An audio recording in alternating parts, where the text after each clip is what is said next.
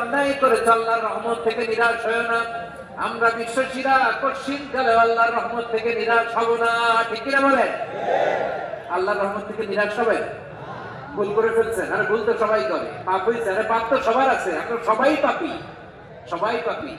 যত পাপ হোক, ভুল হোক, অন্যায় হোক, অনুতপ্ত হয়ে তওবা করে ওযু করে জায়নামাজটা বিছিয়ে সেজদা দিয়ে চোখের পানি ছাড়েন। চোখের বেয়ে পড়া পানি আল্লাহর কাছে যে কত প্রিয়। অনুতপ্ত বান্দার চোখের পানির ফোঁটা তার চোখ বেয়ে নাকের ডগা বেয়ে জমিনে ড্রপ করার আগেই আল্লাহর ওই বান্দার সব গুনাহ মাফ করে দেয়। আল্লাহ বললেন আমি রহমানুর রহিম, আমি দয়াময়, আমি মেহেরবান। এরপর আল্লাহ বললেন হুয়াল্লাহুল্লাযী লা ইলাহা ইল্লা হুয়াল মালিকুল কুদ্দুসুস সালামুল মুমিন।